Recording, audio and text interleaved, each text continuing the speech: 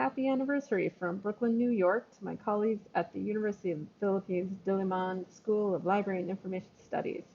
I really wish I could be there to celebrate 60 years of scholarship, research, teaching with all of you in Quezon City.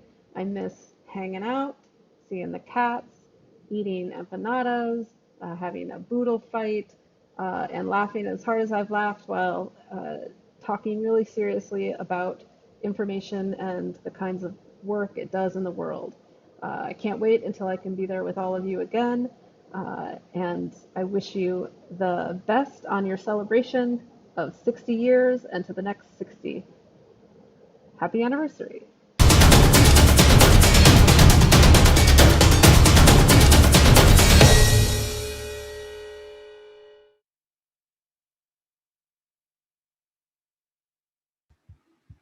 Hello, good day, and welcome to the October edition. Hello, good day, and welcome to the October edition of the UP Lecture Series.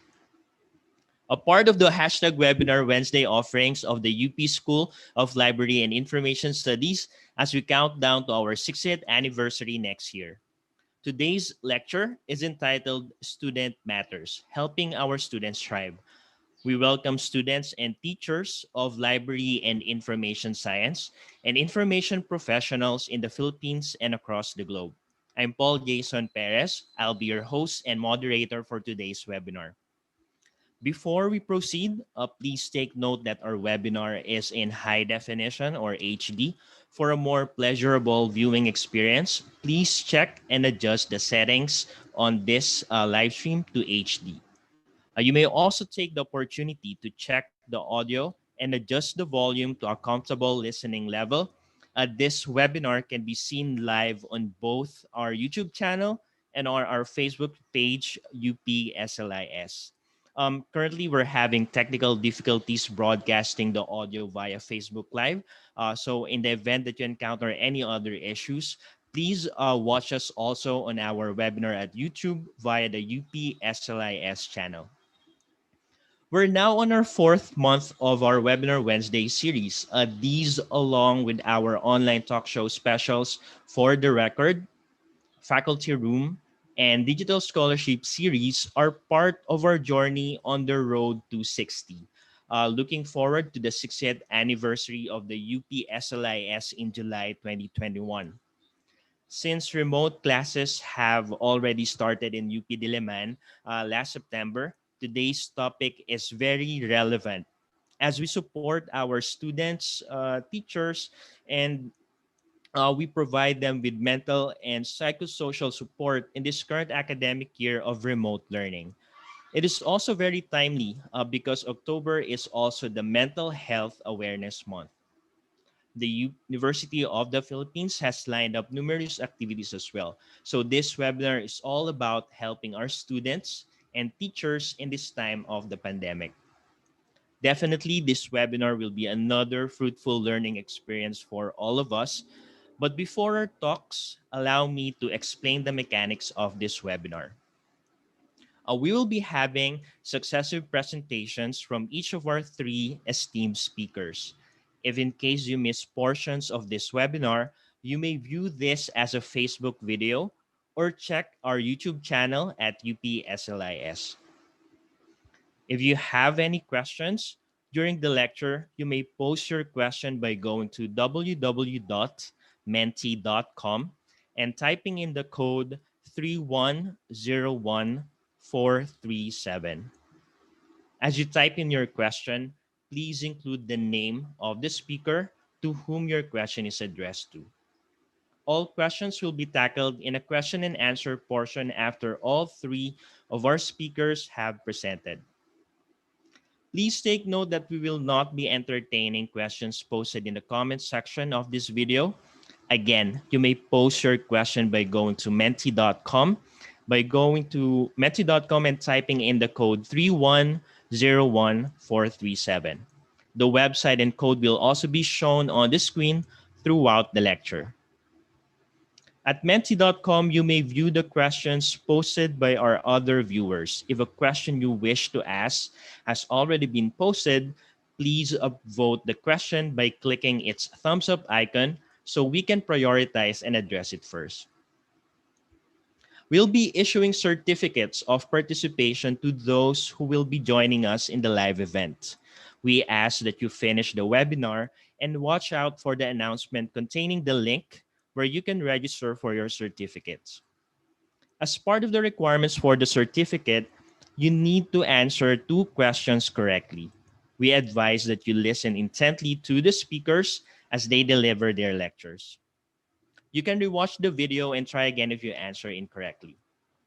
For registered professionals, this webinar may also be applied for continuing professional development or CPD as a self-directed learning activity. Again, please stay with us until the end of the webinar for instructions on how to get your certificate. Okay, so for those of you who've just tuned in, again, this is Student Matters, helping our students thrive. This is a webinar organized by the UP School of Library and Information Studies. We're very fortunate to have with us three of our faculty members who are also in charge of Student Matters. Our college secretary, our graduate program coordinator, and our famous LAS 10 teacher. Our first speaker is Mr. Elijah John Darhuan. He's currently a faculty member of the University of the Philippines School of Library and Information Studies, and he's teaching introductory courses in library and information science. He also teaches reference and marketing information services and information ethics. Prior to joining UP-SLIS in 2017, he was a reference librarian and cataloger at the UP Diliman Main Library. He also pioneered the strategic communication, research, and marketing section of the University Library and served as its head librarian. Mr. Darhuan placed first in the November 2008 librarian licensure examination. Second, we'll be having Professor Waina Therese Santos. Ma'am Waina is an assistant professor at the School of Library and Information Studies, University of the Philippines, Diliman. She teaches core undergraduate and graduate LIS courses and serves as the graduate program coordinator. Professor Santos received both her BLIS and MLIS degrees from the University of the Philippines. She's a licensed librarian who ranked ninth in the 2011 librarian licensure examination. She also served as the president of the Philippine Association of Teachers of Library and Information Science, or PATLS, for 2 years. A published author, her areas of interest include research about the LIS profession and information literacy. And our third and final speaker is the current college secretary of UP-SLIS, Assistant Professor Rhea Rowena U. Apolinario. She graduated Bachelor of Library and Information Science cum laude in 2000 and finished her Master in Technology Management in 2009 from the University of the Philippines, Diliman. She placed ninth in the 2000 Librarian Licensure Examination, and Ma'am Rhea is also currently pursuing her PhD in Information Management at the University Technology Mara, or UITM, in Malaysia. As an educator for almost 11 years, Ma'am Rhea has taught both graduate and undergraduate subjects such as library management, foundations of library and information science, media materials and technology, marketing, library and information services, and collection management. She has also advised and directed students in their research papers. She's an active member and past officer of various library organizations in the Philippines. This includes the Philippine Librarians Association Incorporated, or PLI, the Philippine Association of Teachers and Library and Information Science, or PATLS, and the UP Library Science Alumni Association, or UPLSAA. She has also published articles, given numerous presentations, conducted and facilitated conferences, seminars, and workshops in various topics in LIS, both locally and abroad. Prior to being a faculty member, she was the head librarian of the Learning Resource Center of the Southeast Asian Ministers of Education Organization, Regional Center for Educational Innovation and Technology, or commonly known as SIMEO Inotect, in Quezon City, Philippines, where she conducted and facilitated information literacy trainings and orientation to the multicultural trainees and clients of SIMEO Inotect and provided research services to their professional staff and clients. Now, on with our three lectures. Happy learning to us all. Good afternoon, everyone. Thank you, Ma'am Rhea, for having us in this webinar. We hope that after this session, our viewers have gained knowledge and insights on how we can help our students thrive in the midst of the difficulties and challenges we are facing. Let me start our discussion on dealing with student matters by looking at our students as individuals amid the pandemic. Just a disclaimer, I am not a psychologist nor a behavioral specialist, and I only had a few units in psychology.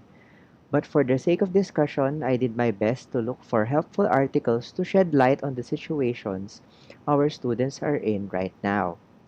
I will be sharing some insights from educators, health experts, behavioral specialists, and teens themselves, plus my own personal experiences and observations on how the pandemic affects our students. We were all caught off guard with the recent series of unfortunate events. We did not expect that the COVID-19 virus affected us in a worldwide scale, more than SARS, H1N1, and other recent contagious diseases of its kind. I know for many of us, a sudden change in our way of life towards the new normal has caused a lot of stress. In change management, there's always some form of resistance to any change. It doesn't feel good to be out of our comfort zones, that something is to be done differently, and that we do not have full control over what will happen. But this is not an ordinary change like what happens in the workplace or in the community. For all of us, it is sudden and drastic, and our students are not spared with the effects of this change. Due to the imposed community quarantines, our students, like many of us, are driven in physical isolation, deprived from the freedom to go out, limited to the confines of our homes and backyards.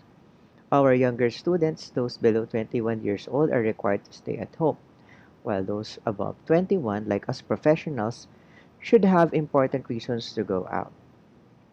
The limited mobility is just one of the many sources of stress and anxiety for our students. Another situation that our students face is the disruption of a structured routine. What was studying from 10 a.m. to 4 p.m. turned to any time for some. Work from home could mean any time is work time, even on Saturdays and Sundays. Video conferencing has invaded our private spaces. Portions of what used to be spaces for rest and recreation have turned into workspaces. Due to the blurring of time and space, it takes a lot more discipline to focus on the task at hand.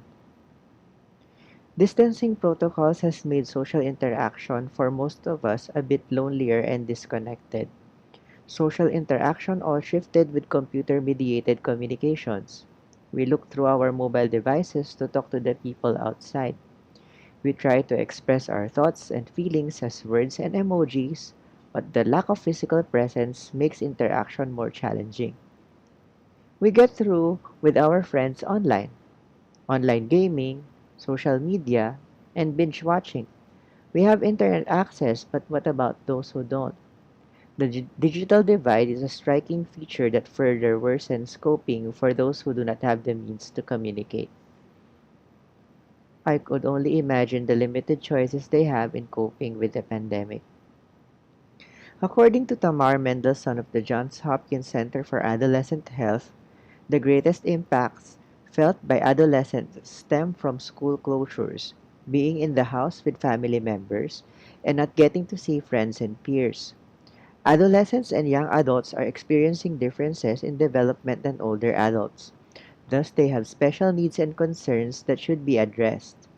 At this developmental stage in their lives, our students are more devoted to developing social connections outside of their family members. Often, teens find peer groups of whom they share the same hobbies and interests with. In this stage, they tend to interact less with their family members and more with their peers. Beth Marshall, also from the Johns Hopkins Center for Adolescent Health, affirms the varied role of schools in the holistic growth of students as individuals. According to her, schools are not just learning spaces for students to get formal education. Schools foster social interaction and help influence their intellectual and emotional development.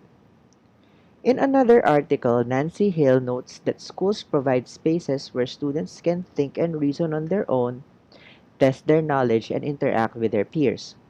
With the loss of these spaces, their overall well being and development is affected. According to Hill, there are six student developmental areas that are affected with school closures. First is peer groups and social connections. The relationships that students make and develop with their friends and peers in school are integral in the development of their individual identity. These relationships can be shaped through classroom interaction, collaborative learning, or participation in student groups. In UP, we take pride in our students being exposed to numerous perspectives and cultures, which leads them towards a better understanding of how the world works and what their role is in that world. Losing those relationships may lead to feelings of being isolated and anxious. Number two is opportunities to feel competent. Schools foster an environment where students are given the opportunity to prove themselves and be able to accomplish something. The limited interaction with friends and classmates could lead to differences in how competent they feel and handle life's challenges. Number three is being part of the solution. Aside from confidence and competence, students get to feel that they are part of a solution due to the knowledge they acquire as they specialize in a discipline or field of study. They realize that they are valuable members of society and hope for change when they graduate. With the restrictions brought by the pandemic, people are rendered powerless and helpless with a diminished control over what will happen to their lives for the rest of the year and probably the years to come. Fourth is changes in the parent and child relationship. Nancy Hill agrees with what was earlier mentioned about relationships between parents and their young adult children. There are families that experience a natural clash between parents and their growing teens towards young adulthood. As they grow up and emotionally mature, our students are moving towards independence and autonomy over their life's decisions. With young adults stressed and stuck at home, conflicts may arise between family members. Fifth is mental health. Nancy Hill cites a UK study which discovered that 81% of students felt that their mental health problems worsened due to the pandemic. Lingering feelings of isolation, loneliness, and anxiety spur the roller coaster of emotions our students are experiencing. The school provides alternative physical venues for students to renew their minds, and the lack of such alternative spaces makes health conditions worsen. Finally, their safety and overall well being. Although home is ideally seen as the safest place for individuals, it might also be a concern if houses are not homes. That is, if a house doesn't provide the safety and security for its inhabitants. Concerns for students with their parents going out for work, and add to that the responsibility of doing house chores and taking care of their siblings makes things more difficult. For our students who are away from their permanent addresses, the risk is greater. As you might have also felt, pandemics can be stressful. I know for a fact that it is. Not only does no classes affect our students' baons or allowances, clearly, the current quarantine and distancing protocols has a profound impact in their emotional health more than what we may be experiencing as adults. The US Centers for Disease Control reminds us that COVID-19 may be stressful for people. Strong emotions such as fear and anxiety are overwhelming for many of us, especially to our students. Imposed restrictions such as community quarantines, limited mobility, and distancing can make people feel isolated and lonely and can increase stress and anxiety.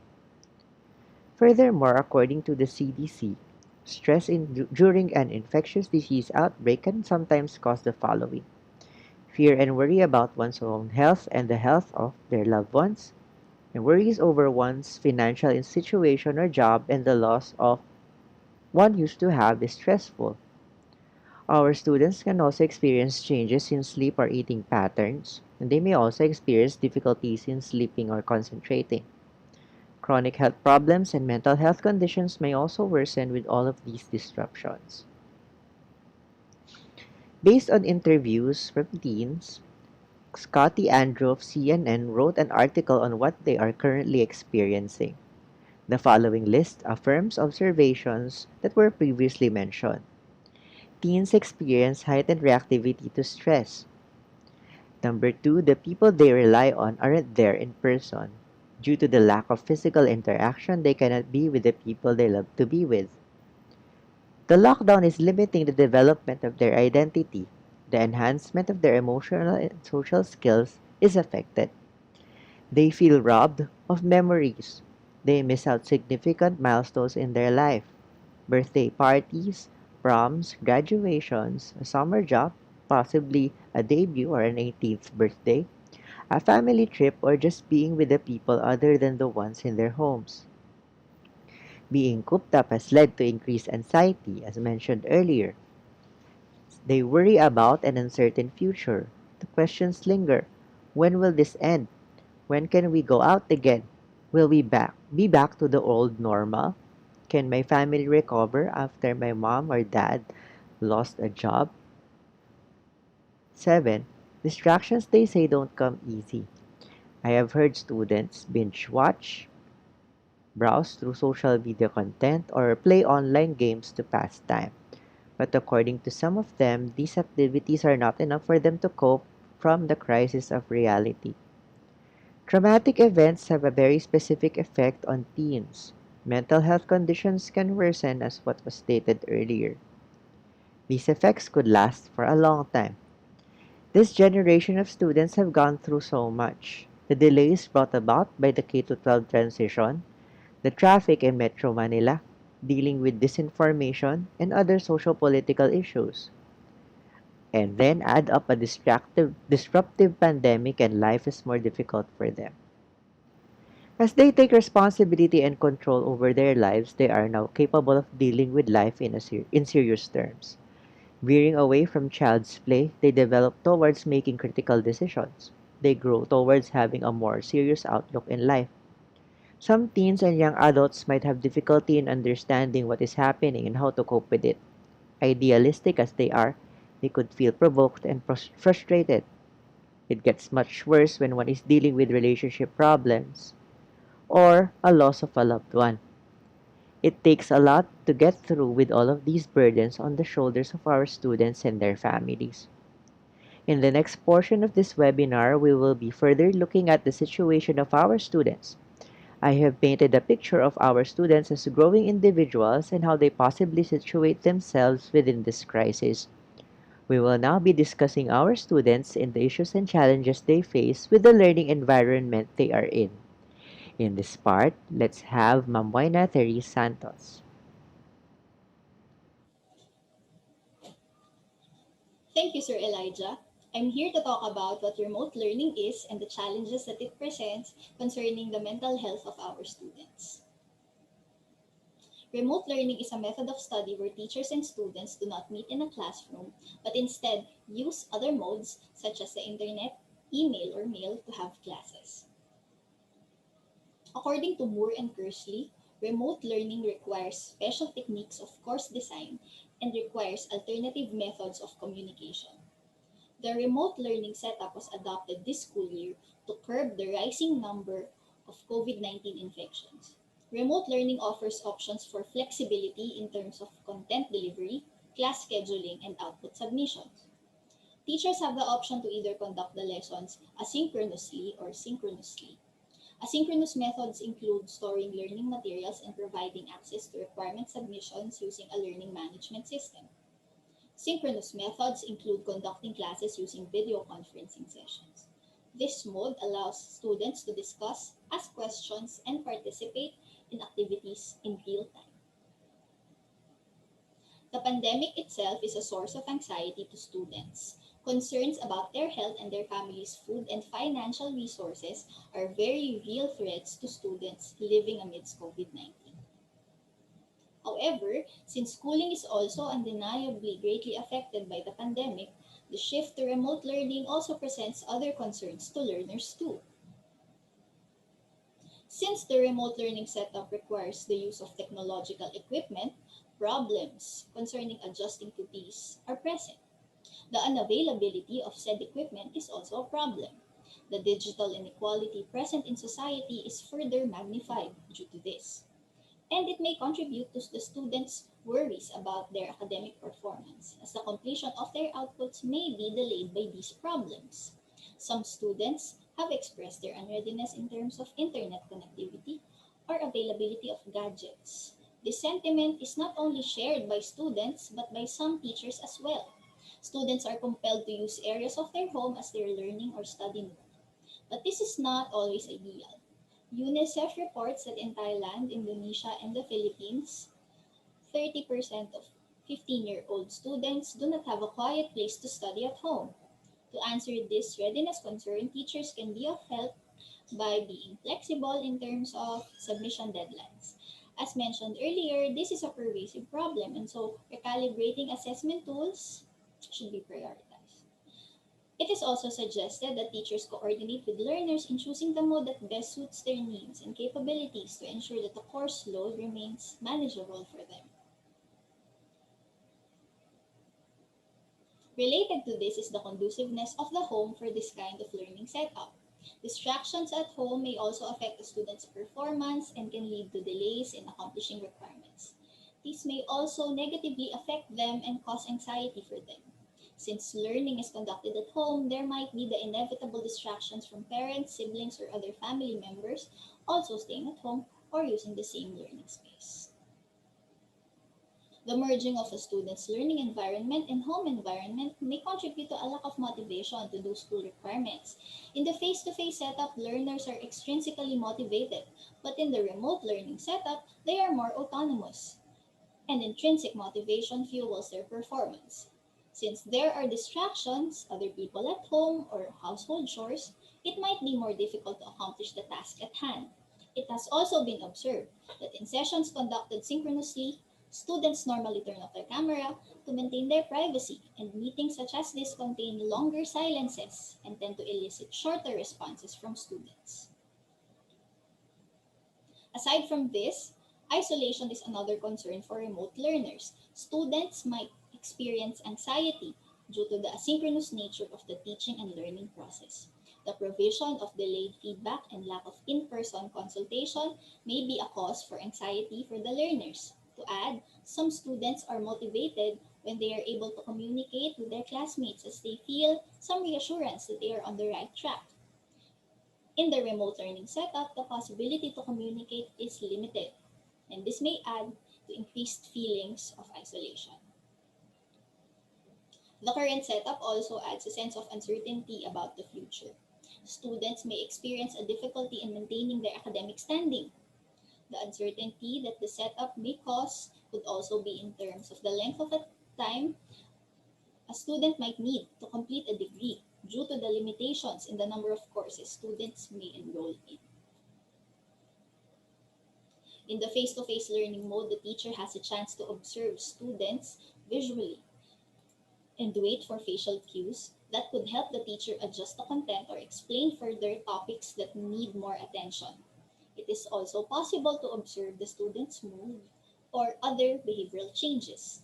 In the online mode, however, these visual cues are absent, and there is an obvious geographic limitation, so it is more challenging for teachers to address these concerns. So the teachers must think of other ways to gauge the level of stress the students experience. To address this, teachers must make the effort to maintain communication between students. Regular sessions to check on the students' progress and well-being must be conducted. Opening alternative channels for communicating must be devised. Students are used to face-to-face consultations. It would help if there would still be sessions like this, although done online. It is imperative that teachers extend compassion to the learners, and perfection should not be expected at this time. It is a stressful time for both the student and the teacher, so it is not wise to strictly focus on the amount of content to be covered. Knowing the student's progress with the schoolwork and the provision of feedback by the teacher is more important than expecting that the student get a high score. Now that we have covered what remote learning is, the challenges it presents, concerning the mental health of our students, let us hear from our college secretary, Professor Rhea Rowena Apolinario, as she talks about the different initiatives of the university in addressing these concerns. Good afternoon, everyone. Thank you so much, Sir Elijah, and thank you so much, Ma'am Waina. And before I start my part of the presentation, virtual yakap to all of you or virtual embrace to all of you. This webinar is very appropriate since October. We are celebrating the Mental Health Month, and UP is also celebrating the Mental Health Month. So this webinar is very appropriate because it's entitled Student Matters, Helping Our Students Thrive. So virtual embrace to all of you. Okay. All right. So most of the things that I will talk about this afternoon are the things I learned when I attended the webinar entitled How to Be a Lifeline Supporting Students in a Remote Learning Context. This was brought to you by the Remote and Interactive Learning Conversations. Our speaker was Dr. Violeta Bautista or Dr. Bolet, who is the head of the UP Diliman Psychosocial Services. Okay, so a while ago, Sir Ella mentioned to you that the pandemic brought about so many changes in our lives and so many challenges. And the pandemic, that's why we had a remote learning setup because of this particular pandemic. Ma'am Waina mentioned to you about the perils or the challenges brought about by remote learning, and it really has implications on the mental health, no, and psychosocial aspect of students. So when we talk about mental health and psychosocial support, what do we mean by that? No, like what Sir Ella mentioned a while ago, we are neither doctors nor psychiatrists, no, and we are not in any way, the best people to really recommend certain treatments. Pero we are here as your teachers who are very willing to help you and to refer you to those people who are trained and knowledgeable to do so, to treat various kinds of conditions. So when we talk about mental health and psychosocial support, that is MHPSS, it includes any support that people receive to protect or promote their mental health and psychosocial well-being. So when we talk about psychosocial, it means anything relating to the combination of psychological and social behavior. Okay? So, Dr. Bollet mentioned during our webinar that we are all dealing with the social relational impact of the pandemic. All of us, all kinds of people, regardless of your class, or walk in life, we are all experiencing significant losses in social presence and support, brought about by work and learn from home arrangements. Everybody is affected by the pandemic and people bring such issues with them in the learning environment. Kaya both students and teachers, or faculty members are grappling with these changes in the learning context. Now, which could make academic loads seem heavier and harder to accomplish. Okay, so Dr. Bollet also mentioned in UP Diliman, so this is based on the UPD PsychServe and UPD Department of Psychology. So itong mga presenting problems, yung mga psychological disorder including anxiety disorder, depressive disorder, bipolar and related disorders, may around 955 individuals in UP who are experiencing that. And then around 600 are experiencing complicated problems of living. So what are complicated problems of living? This include anxiety about what the future holds. I think a lot of us are really bothered, we are stressed, what will happen to the future given the pandemic? What will happen to my life? What will happen to my plans, It brings so much anxiety to us. Okay, and also we have that fear of being sick, of course, of getting COVID or whatever sickness there is, and infecting others. And because of that, di ba, we are experiencing overwhelming stress. So sino ba dito ang hindi na stress ng pandemic, no? Kudos to you. But all of us are really experiencing stress, no? That comes from so many aspects. Diba yung adjustment period natin because of this pandemic, it brought stress to us. For some of us, di ba, nabobore, we are lonely, na nade-depress tayo, which are all valid feelings, valid experiences. Diba? Meron din namang mga family conflicts and domestic violence, no? Existential issues. So these problems are what we call problems of living. And in the previous slide, diba, we saw that there are about 600 individuals in UP who are experiencing this. So as teachers, no, what can we do? What can we do to help our students, no? Given our situation right now, everything will have to be via remote support, no? Yung remote learning natin. So everything will have to be via remote support. So when we talk about remote support, this can be individual support or it can also be group support. So when we do individual remote support, we talk about, emailing each other, diba? Or your teachers can call you in the landline or in your cellular phone, no, whichever is more convenient for the student. Pwede tayong mag-text, pwede tayong mag-Viber or WhatsApp or Telegram. We can also chat on FB Messenger. I can have Zoom call or we can utilize Hangouts or Twitter and others. No, so ito yung individual na parang one-on-one. So your teachers can utilize so many other things, no, aside from the things that I mentioned, to provide individual remote support. Meron din naman tayong tinatawag na we have the group support, no? So pwede tayo grupo mag-usap-usap as a class, no? Or small group. So we can do this through Zoom, Facebook, or Viber, or Hangout, or Gather That Town, or Discord. No? So we can also provide that. Okay? So for group support, Dr. Bollet also mentioned that, we can have a fun time. So we can divide ourselves into groups, we can have group presentations, and we could also celebrate birthdays when we have that, kunyari, we have that particular kumustahan in class, diba? So we're going to talk about non-academic matters. So we can do these things. We can celebrate birthdays or even milestones in our life. So it's a kind of group support that your teachers can do. Okay?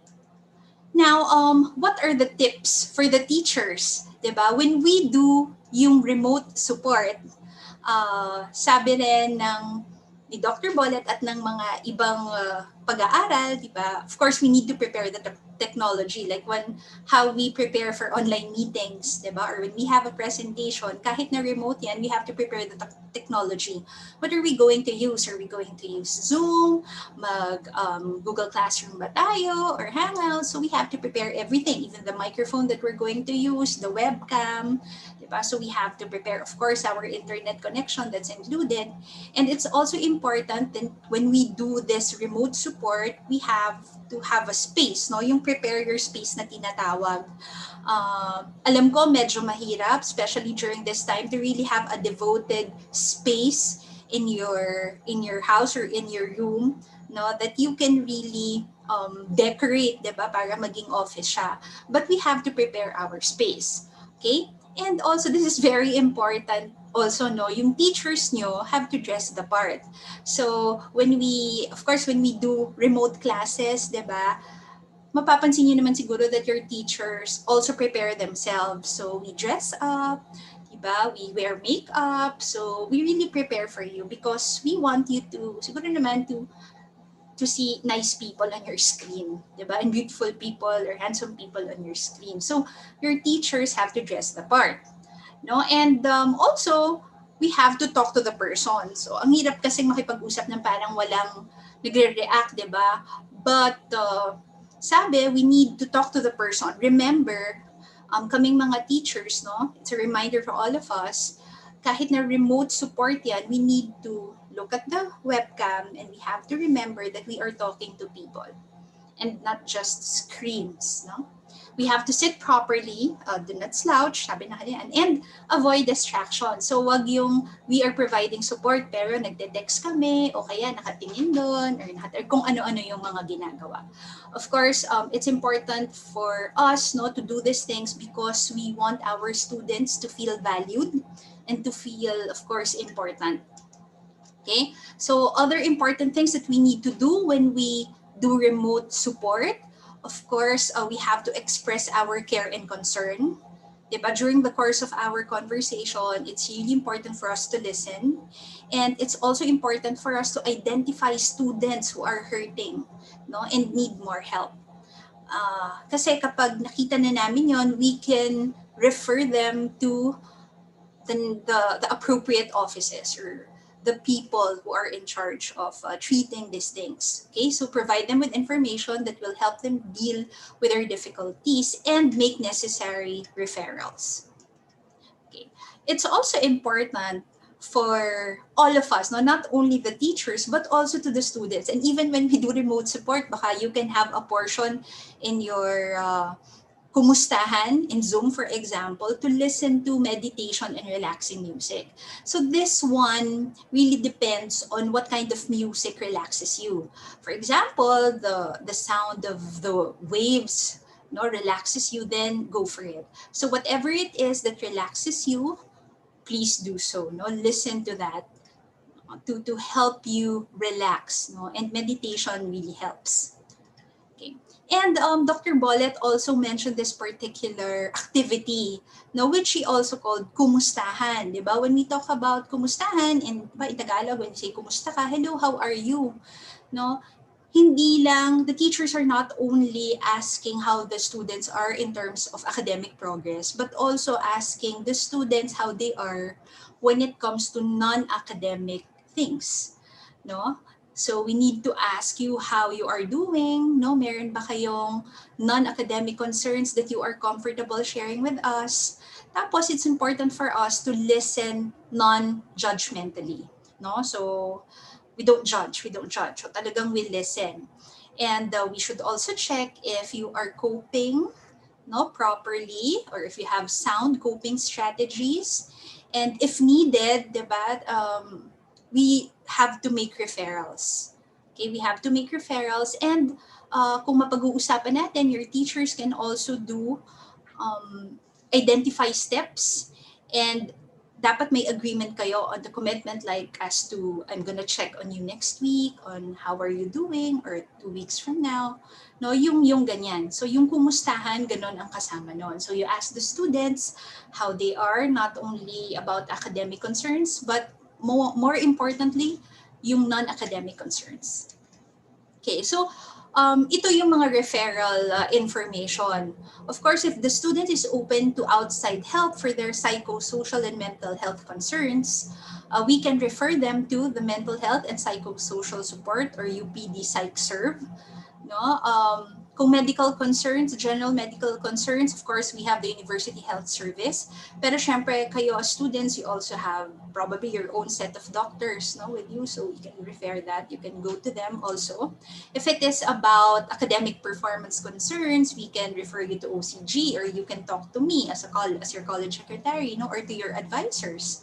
Kung student affairs, like for practical support and scholarships, you can go to OVCSA and the units they're under. So for housing, Office of Student Housing. So depende kung ano yung pangangailangan nyo. Of course, we will refer you to the appropriate offices.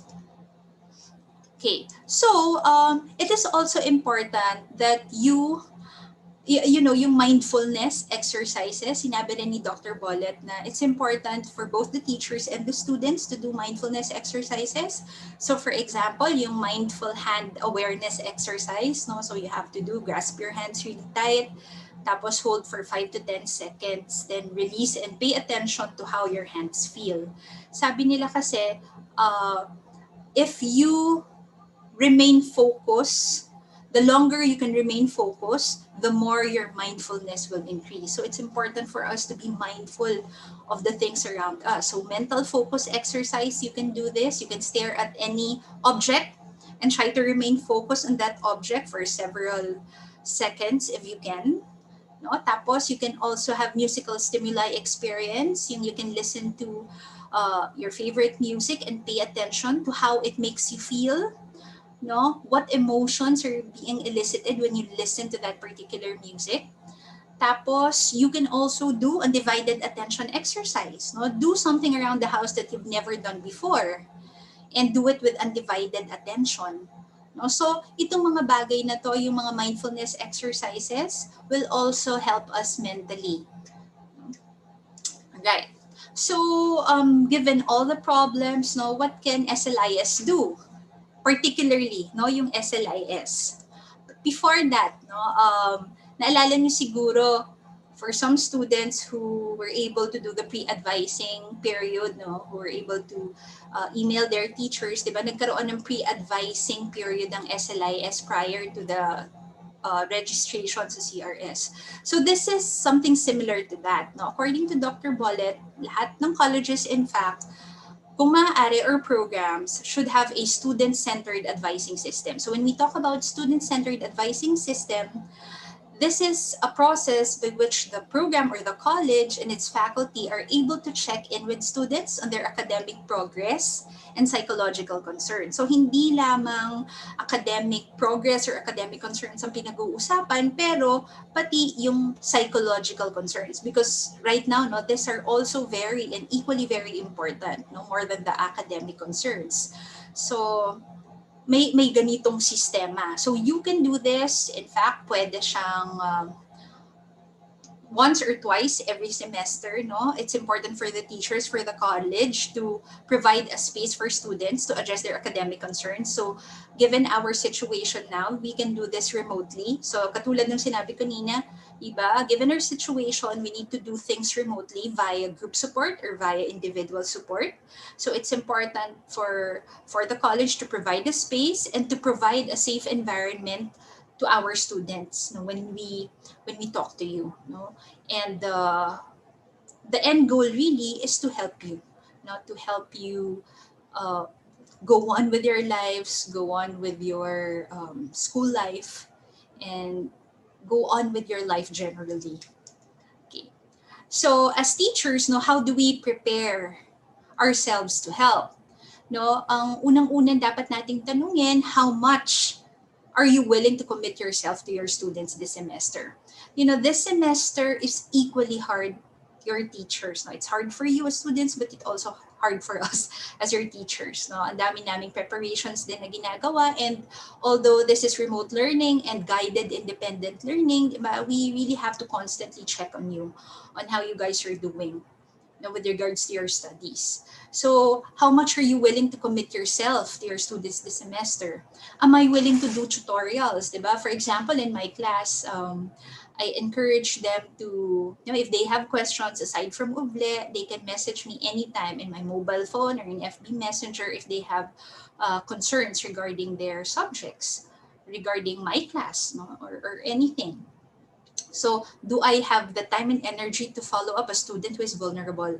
Tapos, it's important also for the teachers to attend a training webinar on learning to be a lifeline. No? So, ito naman ay kinakandak ng PsychServe. So, your teachers can attend this particular training webinar. No? So, we need to prepare ourselves also to help you. Okay. Ito naman problem din siguro. What if no your teacher is not the friendliest teacher? So what can your teachers do? According to Dr. Bollet, we don't need to be the friendliest and chummiest. Hindi naman chummy-chummy tayo always, di ba? Hindi naman, no? Iba't iba rin naman ang personality ng inyong mga teachers. So we just need to be caring, be concerned, and we have to communicate that concern to our students. Diba? Kahit hindi ka naman friendly, hindi ka chummy, pero may concern ka, no? Meron kang pag-aaruga, meron kang pakialam sa iyong mga estudyante. Okay, so kahit na you're not the friendliest and you're not the, you know, chummiest teacher, you can do these things. As teachers, we should be prepared to initiate communication to our students. Okay. ito rin, may ibang concern. I am willing to be understanding, but I do not know how to do counseling with my students. Like we mentioned a while ago, diba, we are neither doctors nor psychiatrists, but as teachers, we care for our students and we can make the necessary referrals.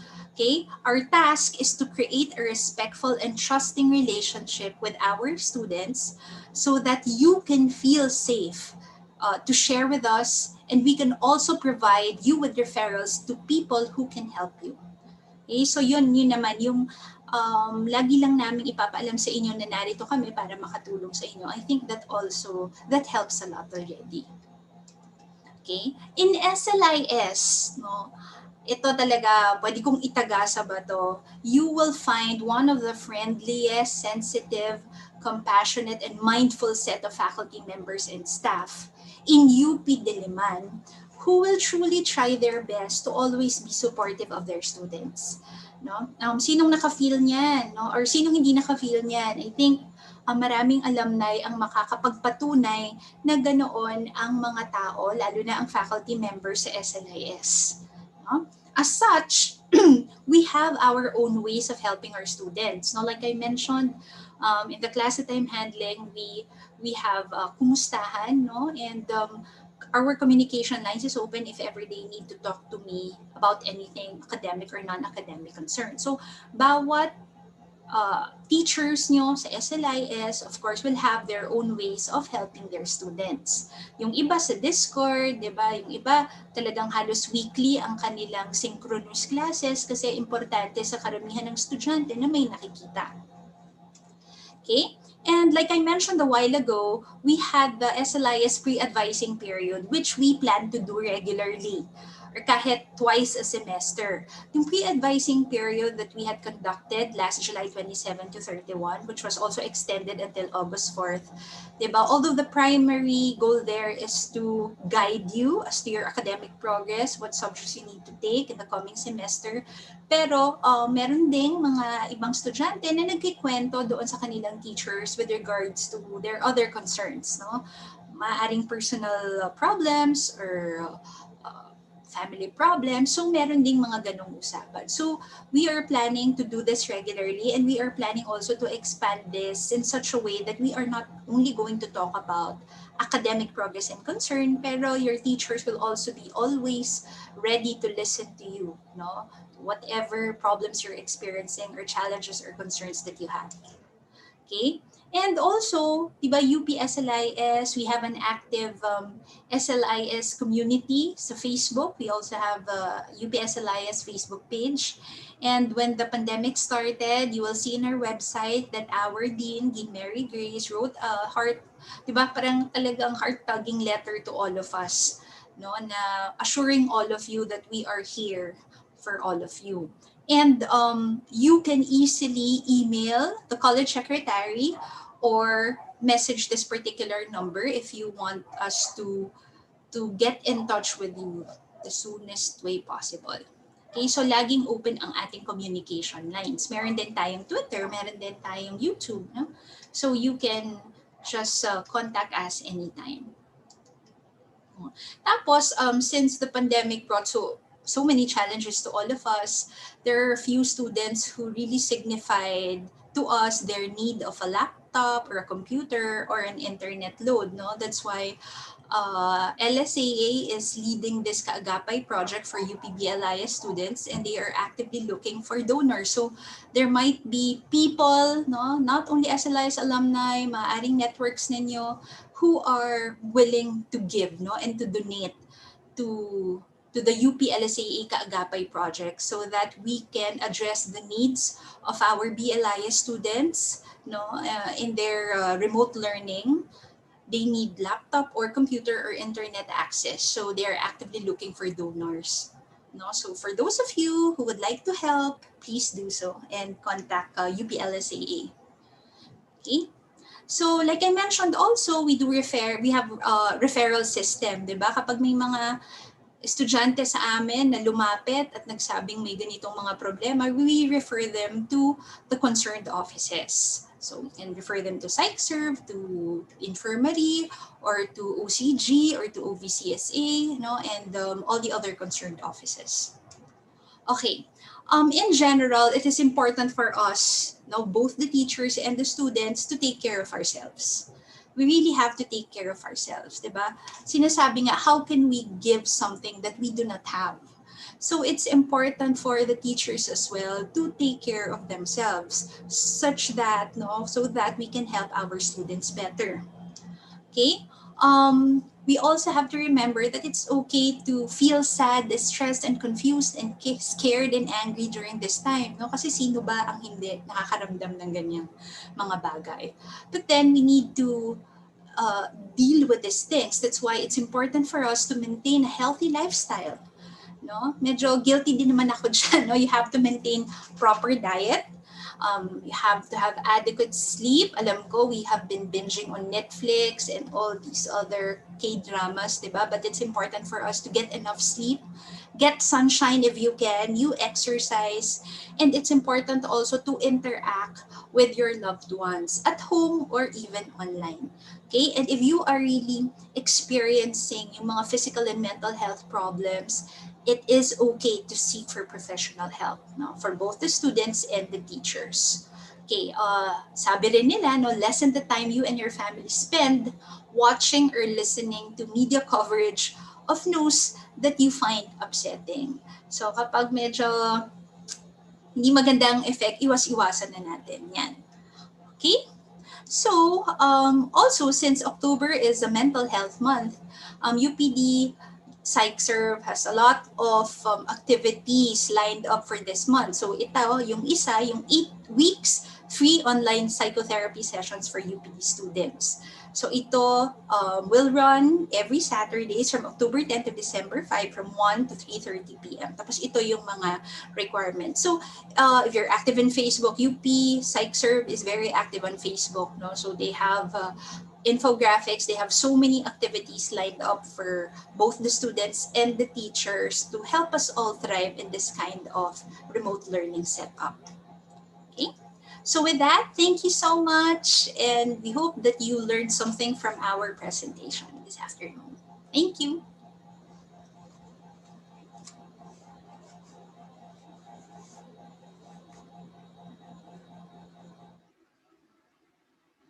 Thank you so much, Ma'am Rhea, Ma'am Wina, and Sir Elijah. I'm sure marami sa mga nakikinig ngayon ang nakarelate sa mga na-present ninyo.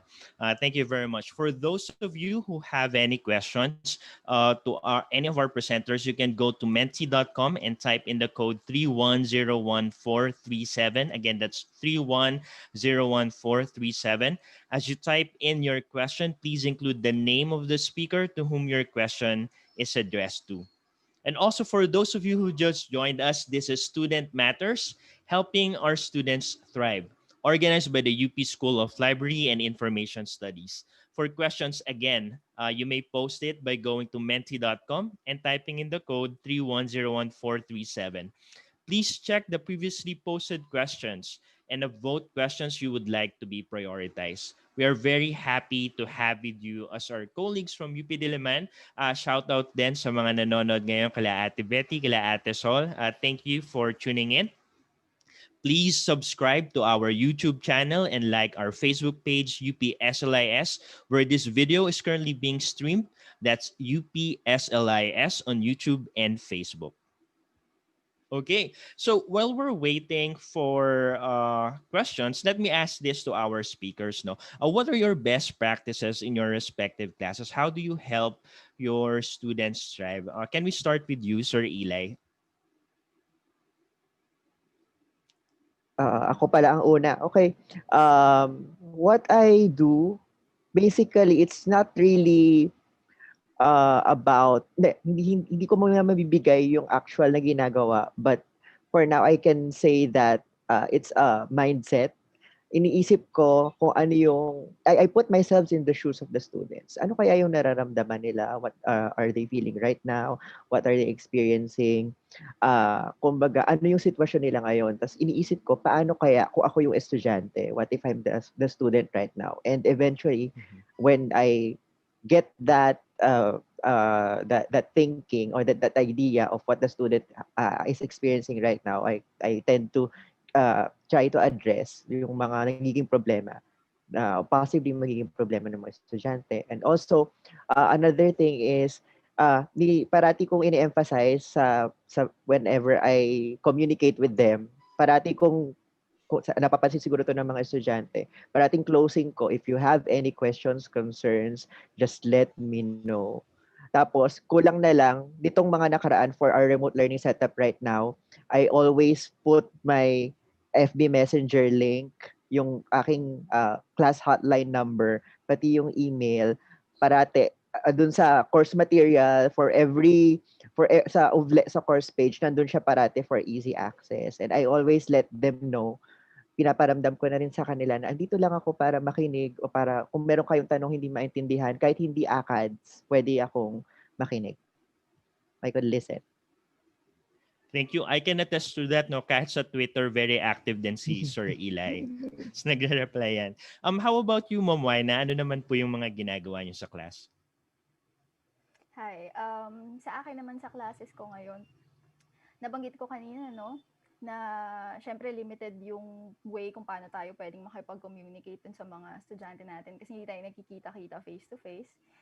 I just opened other parang mga mas maraming ways para makipag-communicate sa kanila kasi most of them are worried about class requirements, deadlines, ganyan, to ease their concerns about these things para mas madali nila ako maabot pag meron silang question. So, so increased communication with the students to check on them, ganyan, ano nangyayari sa inyo, kumusta na kayo, aside from yung mga ginagawa naming feedback activities sa UVLE, to check kung talagang may progress sila dun sa schoolwork nila, and then if I notice na parang walang hindi medyo kailangan i-reinforce itong ginagawa nitong estudyante or kailangan ko siyang i-assist, yon, so kukontak siya sa akin or pwedeng ako mag-reach out sa kanya. And then, just like what Sir Eli said, yun nga, sabi ko, merong iba pang modes to communicate with me. So, aside from email, which is the main mode of communication through which the students can contact me, of course, I also receive messages from UVLE. And then, I set up work cell, parang hotline yon. So, for those with trouble sa internet connectivity nila and they want quicker answers, meron silang gustong i-consult sa akin. So, pwede silang mag-reach out dun sa work cell na meron ako. So, para lang ma-ease yung worries. Kasi di ba pag medyo mabagal yung feedback, baka baka mag-worry sila masyado. So, ayun. Para lang they can reach me easily. Ayun, thank you very much. Very proactive si Ma'am Wina sa pag-reach out sa students niya. Kayo naman po, Ma'am Rhea. Yeah, no, thank you, PJ. Ako, I agree with Sir Eli and Ma'am Wina kasi ang mga students talaga natin ngayon, importante sa kanila na meron silang paraan para makontak yung teacher. And like what Ma'am Wina said, gusto nga nila immediate. So in my class, we have the regular kumustahan. So even prior to attending the seminar of Dr. Bolet, parang naisip ko na yung kumustahan kasi the fact na nangungumusta ka, diba, the fact na nangungumusta ka, parang okay, no? Okay sa kanila. Yung feeling na parang, I'm so concerned si teacher, ganyan. So, aside from kumustahan, I also made sure na nakalagay doon talaga kung saan nila ako pwedeng makontak. Binigay ko na pati FB Messenger ko, mobile number ko, tsaka email. And I also told my students na kapag talagang super important, na kailangan may immediate answer ako, pwede nyo naman akong i-text sa mobile. So, yun, I think, PJ, it's important that they feel that they're valued. So, you can, ako ginagawa ko yun sa class ko. I try my best kahit medyo mahirap, diba? Dahil tayo mga teachers, may mga problems din naman tayo. Pero, we as teachers, we also have to be present to our students. So, it's important na sa kumustahan, hindi lang academic concerns yung aming pinag-uusapan. So, importante na, meron silang outlet din na pwedeng makipagkwentuhan sa teacher or labasan ng problema. Katulad ngayon, di ba, remote learning, may mga students tayo na may mga mas nakakabatang kapatid pa. So, minsan talagang inuuna na muna nila yung kapatid nila kapag merong mga online learning session. So, kailangan ng pag-unawa. So, dapat ma-extend natin sa kanila yon. And make sure na meron tayo talagang mga provide na lines of communication sa ating students where they can contact us immediately. Yun. Ayun. Maraming salamat, Ma'am Rhea. Yes, I agree with those. Very important nga naman ng line of communications. And maganda yun, online kumustahan. Sige, matry din yun. Okay, so at this juncture, I believe we have some questions from our viewers. So let's now address the questions posted via menti.com. Merong question dito, so a bit controversial. No? So how do you know if a student actually needs help, or are they just making an excuse to get away from a missed deadline? Nako, sino po gustong sumagot nito? Sige, ako na lang muna bilang ako ang Okay. nakakatanda. So yun, kunyari PJ may ganyan, di ba? Ako, lagi kong binibigyan ng benefit of the doubt yung student. So I always make it a point na the fact that that student mentioned it to me, pinapaniwalaan ko siya that probably something is happening. So, naniniwala ako dun sa student na yon. So, I give him or I give her my full trust and i-address namin kung ano yung concern niya. So yun. So, minsan napapansin mo parang nagloloko pero ayokong isipin yon. Ayokong isipin yon kasi para sa akin, the fact that student told it to me or mentioned it to me, ibig sabihin meron siya talagang nararamdaman na kakaiba. So, lagi kong kinoconsider na meron silang problem. No? Kahit na in their mind, gusto lang nilang magkaroon ng excuses sa kanilang mga homeworks or assignment, pero honesty system na lang, di ba? So, whatever it is will help them. Yun. Yes. Baka merong sila mamuhay na din. Kayo po, Ma'am Wina, Sir Eli. Ayun. Pareho nung ginagawa ni Ma'am Rhea, no? Trust system na lang, trust the student. Kung sinabi niya na ganun yung pinagdadaanan niya, na nagkakaroon siya ng difficulties, for example, sa pag-comply sa mga requirements, edi, ayun, I would think of other ways na lang to help that student. And tama, wag na lang nating isipin na or pagdudahan. Baka malay ba natin, 'di ba, na baka totoo talaga 'yon, na meron talaga silang mga ganong concerns. So let's just help them. Oh, and let me add to that, no. Kapag inisip natin when we think about the entire situation and how our students approach us, it takes a lot for a student to open up something sa atin, lalo na kung kumbaga may effort pa rin yan on behalf of the student, on the part of the student. So I totally agree with Ma'am Rhea and Ma'am Waina that there should it's an honor system. And at the start of the SEM, sinasabi ko rin sa mga estudyante ko that you are all mature adults now. And in this class, you will be treated as mature adults. So whatever you do, whatever you say, whatever you do in this class is kumbaga treated with respect. Kung paano niyo ako from what I expect from you na respect, respetuhin ko rin kayo. So kumbaga if we can establish that atmosphere in class na kung there's mutual respect and also bina-value yung honor ng bawat isa, then I would probably believe that the student, kapag nag-open up sa atin ng gano'n, na nagkakaproblema talaga sila, i-treat talaga natin siya as a problem. Hindi naman siguro nagloloko agad-agad. And also, sorry, I missed my point. Pero yun, we treat the students' problem as it is, and we trust that the students really had a hard time. And also yun, naalala ko na ngayong setup natin ng remote learning, mahirap talaga mag-impose ng deadlines.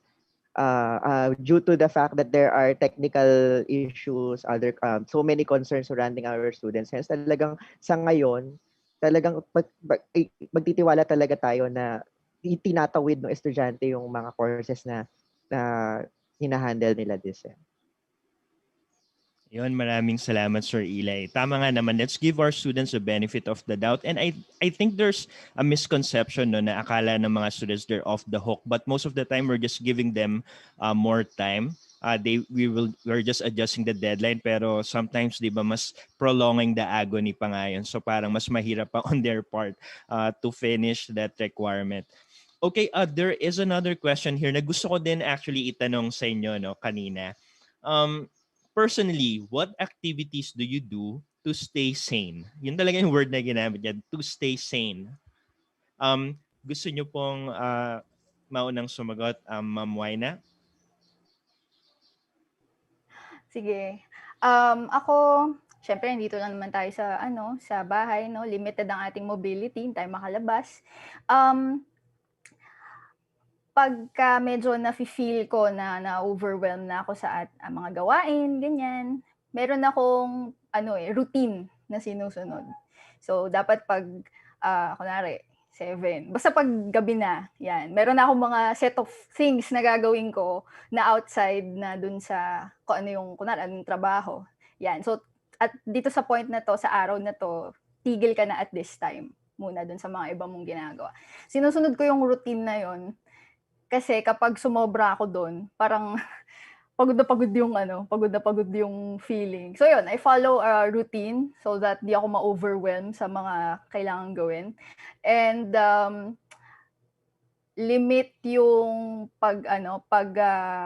check ng social media. Yun.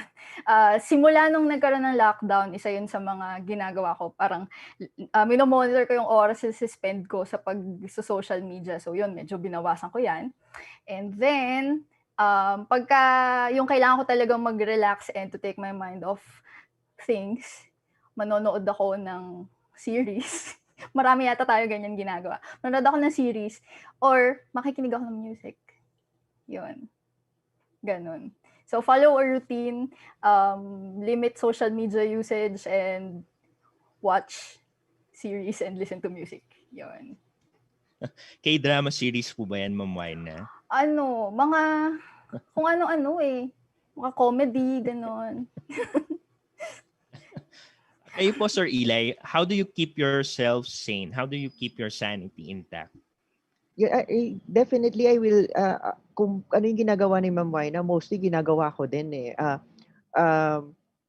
Kahit kumbaga itong mga nakaraan when we're preparing for remote learning, I realized na nasira yung body clock ko since we are so busy preparing for course packs, extending our work hours, etc. So when I realized that, I know I need to get back. Kailangan kong makabalik. So ang ginawa ko, nag-set nga rin ako ng routine. Kumbaga, pagdating sa oras na to, dapat tapos or hindi tapos, titigil talaga sa trabaho and do some other stuff. Kung hindi pa ako makatulog, let's say, I set my deadline at 3 a.m. Kunwari, 3 a.m. Tapos hindi pa rin ako makatulog, I listen to music, yung relaxing music na alam kong makakapagpa-relax sa akin, makakapag-wind down, ika nga, para to set the mood that I should be resting at that time. And also, aside from that, syempre hindi naman natin, we won't expect that everyone can work straight for 8 hours. So, I budget my time so that for every an hour or two possibly of straight checking emails, etc. In between that, manonood muna ako ng something different.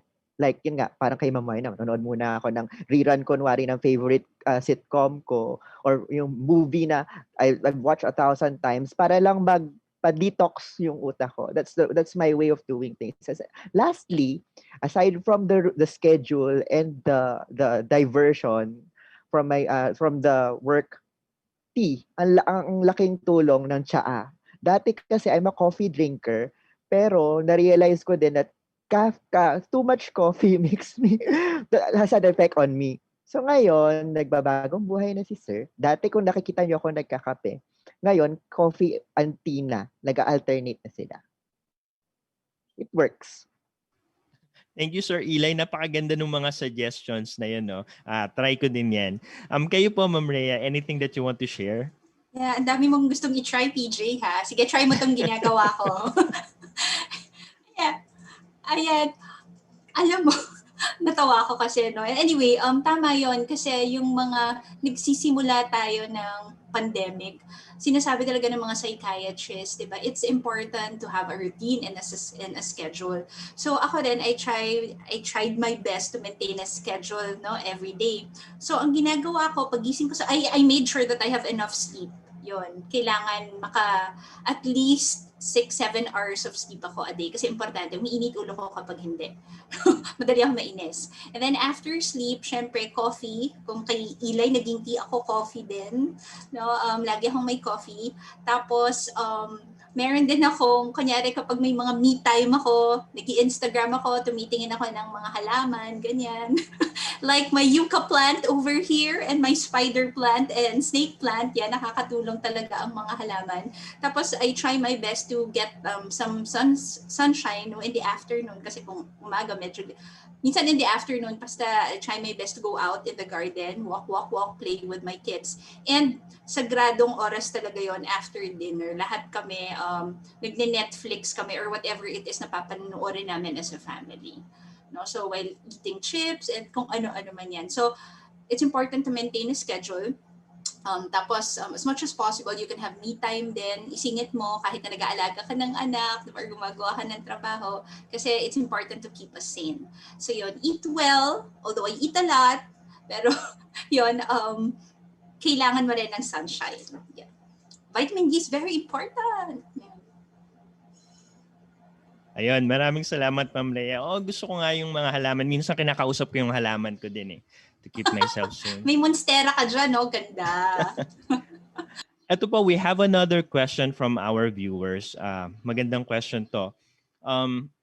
Not all teachers are comfortable with being too close or available 24/7 with students. How do you keep your distance or set boundaries? Siguro, I believe meron kayong mga na-mention na ways on how to set boundaries. Ma'am Rhea, would you like to give some examples? Yeah, actually, di ba nabanggit ko sa presentation ko kanina, may mga teachers talaga tayo na hindi naman friendly, na hindi din, di ba, very chummy, pero ang kailangan lang natin ipakita ay yung ating concern sa students at yung nakikinig tayo sa ating mga students.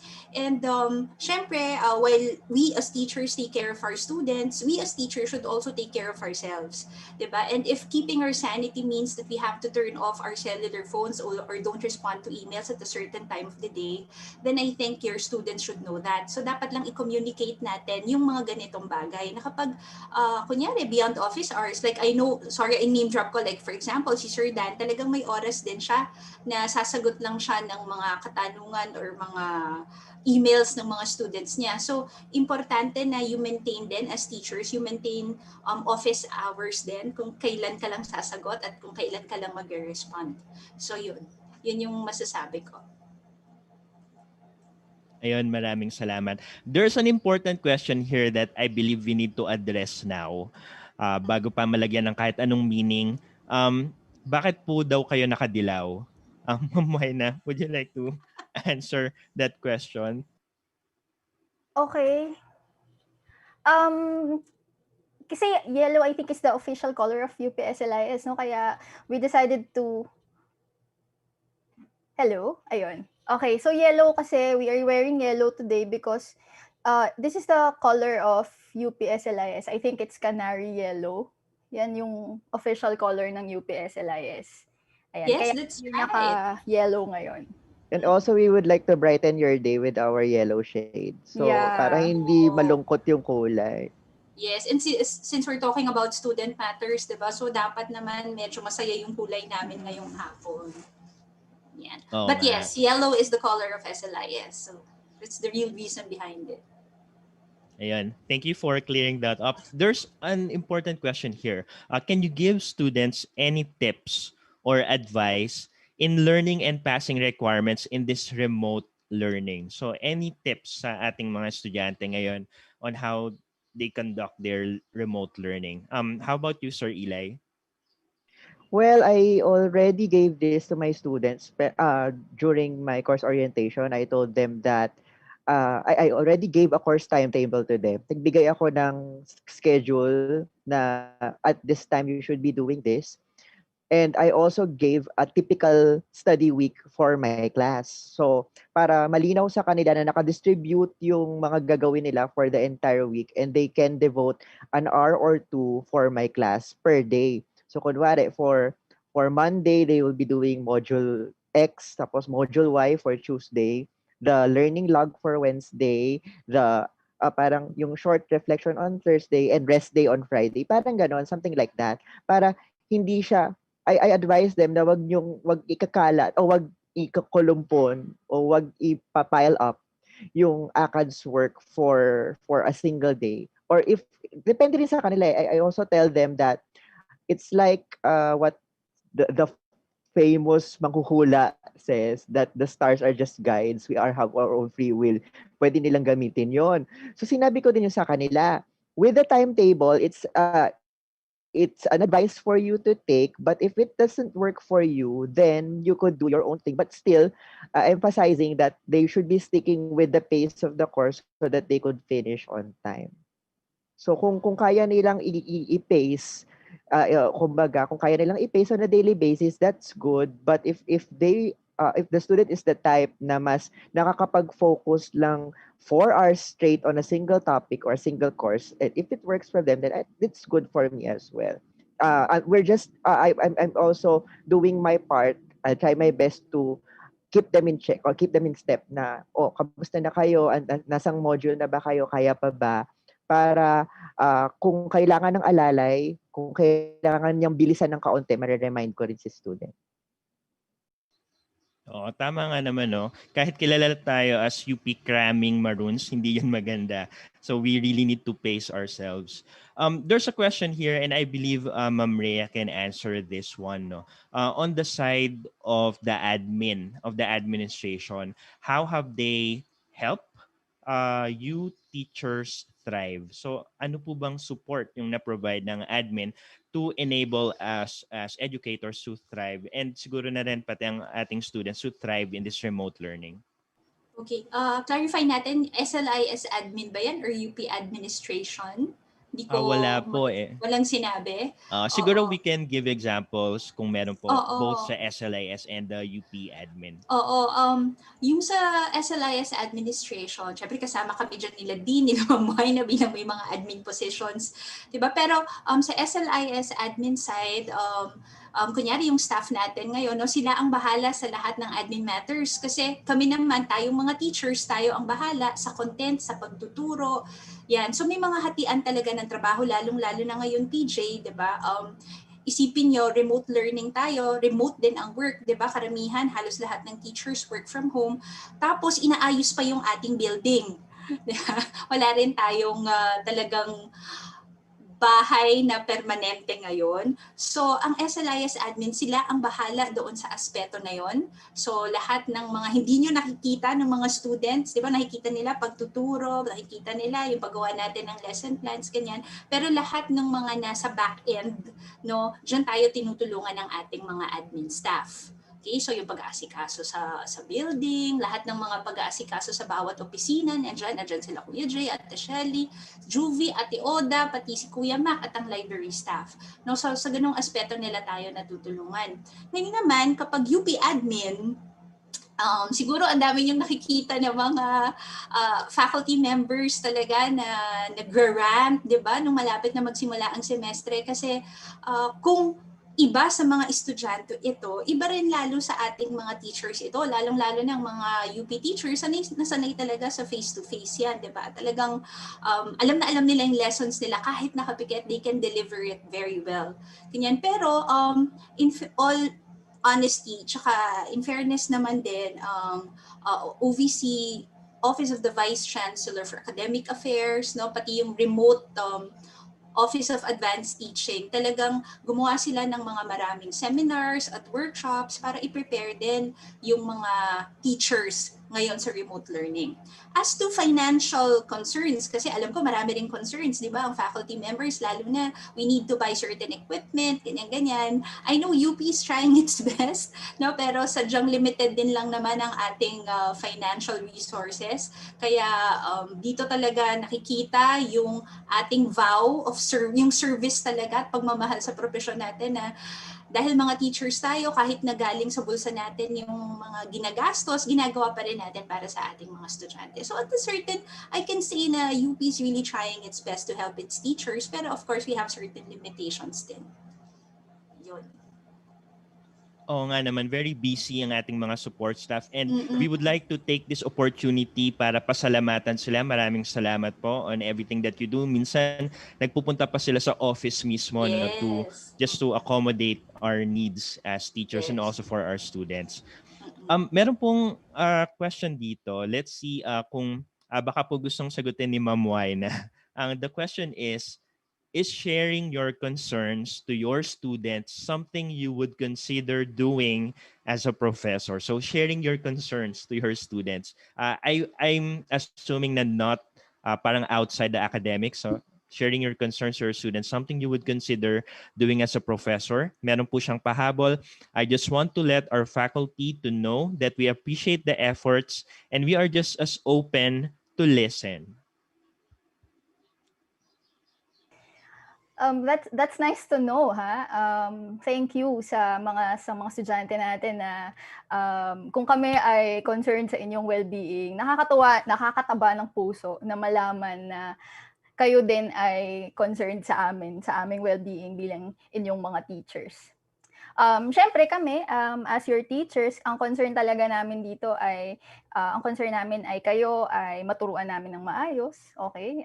Maibigay namin sa inyo yung kailangan ninyong matutunan dito sa programa natin, dito sa BLIS at sa MLIS din. Ayan. So, kung pwede naman, I think, minsan ako, may mga ibang students, mga magtatanong, magkukwento, ganyan, ma'am, ganito yung nangyari, ganyan. Ano po tingin niyo dapat kong gawin dito, ganyan. So pag ganoon, pwede na ako mag-share ng insight ko or experience ko. Alam mo, nung student ako, ganyan din, yung nangyari sa akin. Parang, minsan nagkaroon din ako ng exam na hindi okay yung score ko, ganyan. But, you know what I did, ganito, yan. So, kailangan ko lang bumawi ulit sa susunod na exam, for example, ganun. Minsan, I think some of the other faculty members, ganun din naman yung ginagawa nila. So, sa SLIS kasi, open talaga tayo sa pakikipag-chummy, makipagkwentuhan din sa mga iba nating students. Okay, alam na alam yan ng mga SLIS students natin. I think minsan sa Twitter nga nakikita ko may mga nagtatag kay Sir Eli, for example. Sir Eli, I miss you, ganyan. You're such a great teacher. Yun, not just a teacher but a friend, yung mga ganon. So, sa SLIS, ganyan kami. And masaya kami na concerned yung mga estudyante rin sa well-being namin mga teachers. Salamat. Sir Eli, would you like to give out some comments? May mga nagtatag daw sa'yo sa Twitter. Oo nga eh. Kasi I would echo Ma'am Wina said earlier, no, na nakakataba talaga ng puso na ma-realize na yung mga estudyante din natin, kumbaga, nararamdaman din nila yung, kung meron tayong pinagdadaanan, nararamdaman din nila. And they are very much concerned with our well-being as well, as much as we are concerned with them. With regards to sharing, alam ko, narinig ko yung question earlier, with regards to sharing concerns to students, if I were the person having that difficulty, yung nagsaset ako ng borderline, ano nga bang klaseng difficulty yon? Would that difficulty be hindering my performance as a teacher? Kung malinaw na yung difficulty na yon, let's say I'm having trouble sleeping on time, if that difficulty hinders my performance as a teacher, then I will be telling my students that na, oy, sorry medyo sira yung body clock ko right now and I won't be available on these times. So yung mga ganong bagay, some personal concerns that can be shared with students are those I believe are those that should yung mga dapat malaman ng estudyante are those matters na makakaapekto sa teacher-student relationship and the way we handle our courses. Again, yon, maraming salamat sa mga estudyante natin na nag-concern sa well-being ng mga teachers, and I hope yung kumbaga tong relationship na to between faculty and students ay maging mas matatag pa kahit hindi tayo nagkikita personally in person. Ayun, maraming salamat, Sir Eli. Ma'am Rhea, meron pa po kayong gustong idagdag? Hindi, okay na ako doon sa sinabi nila. So, agree ako dyan. Yeah.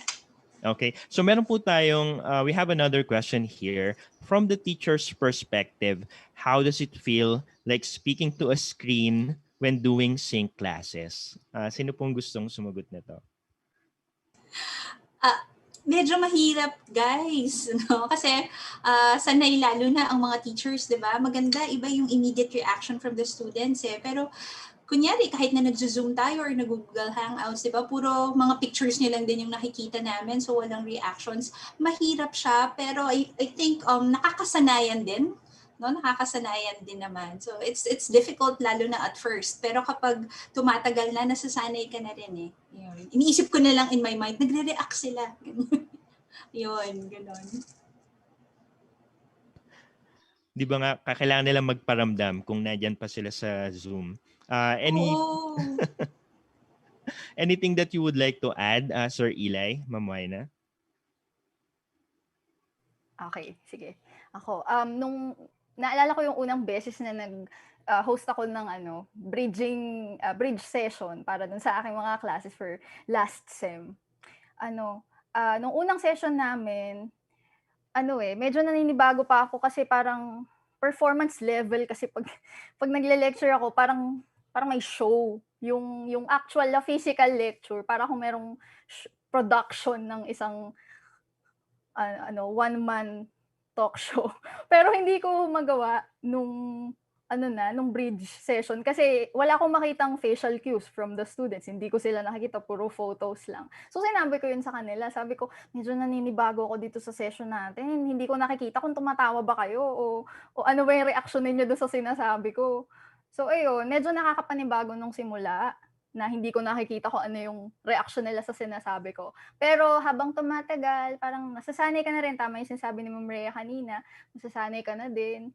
At ayun, makakapag-adjust ka na parang isipin mo, okay lang yan, tumatawa sila or naiintindihan nila yung sinasabi ko. Yun. Tapos minsan tatanungin ko, uy, nandiyan pa ba kayo? Ganyan. Nakikinig pa ba kayo sa akin? Yun. Medyo mahirap, no, malaman kung nagla-land ba talaga yung mga jokes mo, no? Especially kung screen lang. I believe this one can also be answered by all of you, but let's start with Sir Eli for this question. Sir Eli, what's the hardest part of teaching online for you? Oh, the hardest part, honestly, of teaching online is transitioning all your materials to fit the remote learning context. Kumbaga, mahirap talaga na wala ka sa tabi ng content na binibigay mo sa estudyante. So, it's really a challenge or a change of mindset for our faculty, no? For us faculty members, pabaguhin mo yung thinking philosophy mo in teaching that you're letting go of your material but na ibibigay mo na yun sa kanila for the students to work on independently. Kung ang second na mahirap ay yung monitoring. So, kumbaga, kung I have two difficulties right now, yun nga, yung una yung transitioning, at pangalawa yung monitoring. Since wala ka nga to pace them, kasi when we have regular meetings in the physical sessions, or physical face-to-face sessions, i-impose mo na, during this meeting, we'll be talking about this. Pero dahil nga wala tayong meetings physically and our synchronous sessions are not really that or kung regular man, hindi ganun ka-frequent, kailangan mo talagang bantayan yung pace o kailangan talaga natin silang bantayan yung pacing nila. So yeah, that's one difficulty I'm facing right now. So transitioning and monitoring. Do you agree, Ma'am Rhea? Sa inyo rin po ba? Same with Sir Eli? Yes, so PJ, that's right. No, yung transitioning, monitoring, and yun nga, say monitoring, no? Kasi yung mga students ngayon, kasi remote, gusto nila immediate din yung mga reply mo sa kanilang mga email. Or if, for example, they've submitted something, gusto nila nagre-reply ka rin, di ba? May comment ka doon sa mga submissions nila. So, that's hard. Ano pa bang naiisip ko? Ako, ang tingin kong nahirapan talaga ako yung hindi ko nakikita talaga physically yung mga students ko, aside dun sa sinabi pa ni Sir Eli. Kasi iba talaga yung magiging pag-aaruga at saka yung pagtingin mo sa mga estudyante kapag nakikita mo sila andyan. So, napaka-immediate ng reaction, immediate din yung sagot, immediate yung tanong. Yun yung namimiss, mahirap, no, sa remote teaching. Anything that you would like to add, Ma'am Waina? Ayun, okay. Ganun din, monitoring, yan. And nabanggit ko rin kanina yung difficulty na makita ko yung feedback nila habang nagle-lecture ako sa kanila. Kasi minsan kapag, syempre pag face-to-face, nakikita ko parang yung puzzled look sa mukha ng estudyante kapag hindi niya naiintindihan yung lesson. So, pwede ako mag-input ng additional information para mas maintindihan nila yung lecture or yung lesson namin, which is yung mga ganyang klaseng visual cues hindi natin nakikita ngayon, no? Ayan. And I think another challenge is yung ensuring that, syempre, hindi ako yun nga, yung physical na lecture, yung actual na lecture na face-to-face. No? Kailangan masigurado ka na yung gagamitin nila na material in lieu of the face-to-face lecture perfectly sums up everything that I would tell them kung face-to-face yung klase namin. So yun, lagi kong iniisip yun, nandito na ba lahat? Meron ba akong nakalimutan? Wala ba akong na-miss dito? Nasasabihin ko otherwise kung face-to-face yung klase, yun. O na-cover ko na ba lahat ng mga kailangan kong i-cover? Yan. Okay. Maraming salamat po sa inyong tatlo. There's a message here that I would like to read to you. Hello po, Ma'am Rhea, Ma'am Moana, Sir Eli, and Sir PJ. Happy World Teachers Day po. During my stay po sa SLIS, sobrang warm po lahat ng profs at malaking bagay ito. So, Yay! Thank you! Salamat! Love namin kayo. Virtual hug. Thank you, thank you. I'm looking at another question here. Maybe we can answer 2 more questions. The question is, a lot of students do feel that Zoom online classes are boring, or some students with perhaps ADHD or attention deficit disorder feel that their focus wanders elsewhere because of the home environment. So, how do you keep your students focused on the Zoom meeting or keep their attention in the class? So special consideration po no, for those who may have special needs. So what adjustments have we done to keep their attention? Okay, yung sa akin, PJ, I make it a point na kapag may Zoom meetings kami, no, maximum of 1 hour lang yon. Tapos I incorporate mentee, syempre, para may mga konting tanong, ganyan. At hindi kami ganun kadalas na nagmi-meet, no? So mga once, twice a month, depende. Pero yung monitoring talaga yung kailangan na lagi kong ginagawa. Replying to emails, replying to their questions, answering their questions. So yun.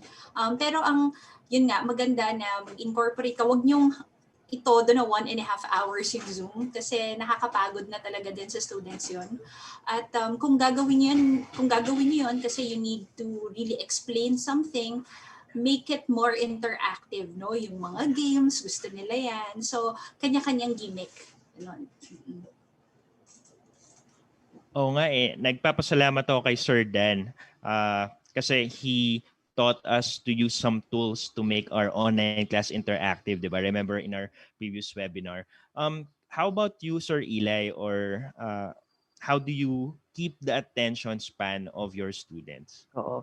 Honestly, gusto ko ring ipeg yung ginagawa ni Ma'am Rhea na maximum of 1 hour. Pero nitong nakaraang, sorry sa LIS 51, nitong kahapon, nag-extend talaga tayo dahil nawalan, di ba, ng synchronous sessions. Nag-announce ang UP na hindi muna dapat mag-synchronous sessions itong last week ng October. So medyo natambakan kami at humaba kami kahapon. Pero dapat talaga ang PEG ay 1 hour lang talaga maximum for the synchronous sessions. I meet them weekly and I do my best to interact with them. Ginagamit ko yung poll feature dito sa Zoom for the questions, tapos tinitingnan ko yung answers nila. And those questions are pre-selected in such a way that probing siya at mahuhuli kung naintindihan ba yung concept or hindi. Tapos eventually, as we go along, doon na nagsusurface yung mga questions eh.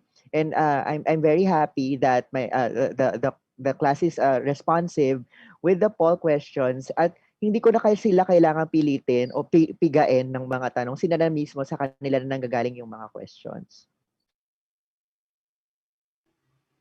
How about you, Ma'am Moana? Anything that you would like to add? Yung sa akin, kunwari merong discussion. No, kasi nga hindi ko nakikita kung ano yung ginagawa nila kasi photos lang yung nasa Zoom. Merong mga guide questions in between the lecture.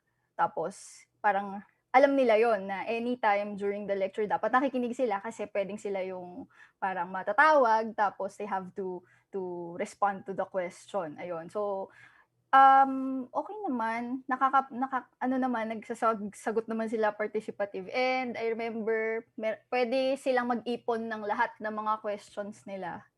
Tapos pagdating namin dun sa, sa Zoom, pwede nila lahat dun itanong yon para alam nila na hindi lang basta parang magsasalita dun sa lecture, kundi parang conversation din siya between the class. So, para ma-avoid yung medyo mabobore or baka tatama rin sila na mag-attend. Iyon. Ayun. I would like to thank all of our speakers. So there are so many questions that was raised, some about the mental well-being of our students and also about how we conduct or how we can make our online classes livelier and enjoyable. So before we proceed with the last portion of our webinar, can I ask our speaker to just give the main key takeaway or any message that you want to impart to our listeners? Siguro let's start with Sir Eli. Siguro I would like to tell our students that we are just here. Nandito kami para hindi kayo pahirapan, kundi para, kumbaga, i-facilitate yung learning, make the learning experience more enjoyable for you kahit pare-pareho tayong may stressors all around us. We are here to listen. Kung meron kayong mga concerns, yun nga, nabanggit nga kanina, we treat you as a mature adults, we treat you seriously. So I hope you also take our work seriously, but still wag makakalimot mag-enjoy pa rin at mag have fun while we are learning with our courses. Ayan, don't forget to have fun.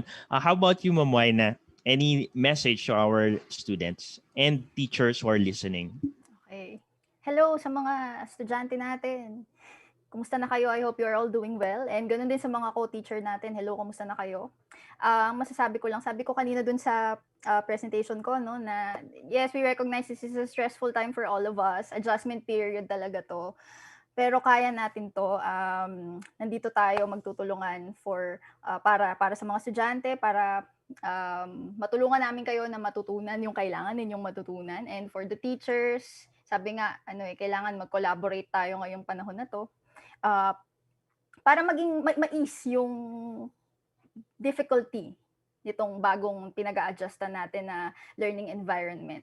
So yun, parang we are all in this together. And if you have any concern sa mga estudyante, kung meron kayong questions about your lessons, or parang if you need someone to talk to kapag meron kayong questions or concerns, nabanggit to kanina paulit-ulit during the presentation, you can get in touch with us, with your teachers, and we will help you sa abot ng aming makakaya. Ayan. So, kaya natin to. Ayun, maraming salamat, Ma'am Waina. And of course, Ma'am Rhea, any imparting message to our listeners? Okay, sa akin, PJ, maikli na lang kasi agree lahat ako din sa sinabi ni Sir Eli at saka ni Ma'am Waina. Yung sa akin, let's take care of ourselves and let's take care of each other.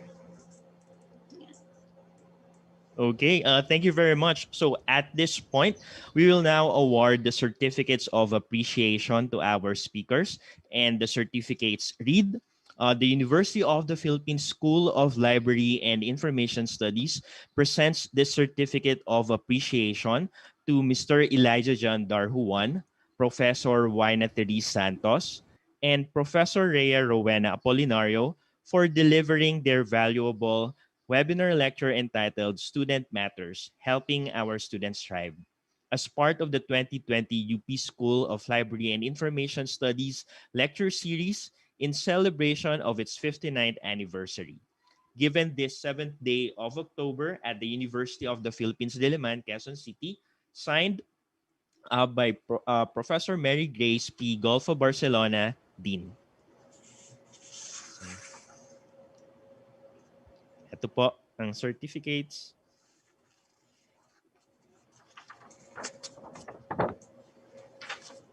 Yay! Thank you, PJ! Thank you, Dean! Salamat! Ay, wait, PJ. I Yes think po. you gave me the wrong certificate. Ma'am Wina. Ma'am Wina, palit tayo. Ay, sorry, Palit sorry. tayo, ma'am.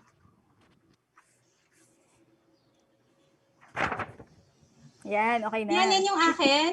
Opo, ito Again, okay na po. ako na. Ayan, yan, sige. Ayun. Thank you so much. I'm glad that is sorted now. So, yun. Again, thank you so much, Ma'am Rhea, Ma'am Waina, and Sir Eli. Before we end, we would like to invite all of you, our SLIS students, faculty, and staff, librarians, and LIS educators to join us in the joint webinar of the UP School of Library and Information Studies and the University Technology Mara on Friday. This will be on October 9th at 3 p.m. Our speakers are yours truly, and I will talk about getting data from the web scraping with Python. And we will be joined by Dr. Farah Diana Saiful Bari from the Faculty of Information Management of University Technology Mara or UITM. She will be talking about web archiving. So this joint webinar will be live streamed via the SLIS YouTube channel and the SLIS Facebook page. To all our viewers, thank you so much for joining us, and I hope you all had a meaningful takeaways from this webinar. Thank you too to our SLIS faculty for making this event possible. Special shout out to Professor Nathan Isip and Professor Mark Santos. Hello, for handling the tech side of this event. Please Uh, please don't forget to register using the link to be shown on screen to receive your certificates. If you missed portion of this webinar, you may rewatch it as a Facebook video or check our YouTube channel at UPSLIS. For updates on our upcoming activities, please follow us at our official Facebook page. That is facebook.com/UPSLIS or visit our website slis.upd.edu.ph. And that wraps up our October webinar. Please join us again on the first Wednesday of November for another installment in our Webinar Wednesday series. Our next feature is on teaching information literacy in the LIS classroom. This will be held with our college secretary, Professor Rhea Rowena Polinario, our graduate program coordinator, Professor Waina Santos, and Mr. Elijah John Darhuan. So in short, sila po ulit. This is happening on November 4, 2020 at 2 p.m. Philippine Standard Time. Once again, this is Paul Jason Perez, your host and moderator, wishing you all the best. See you on our next webinar.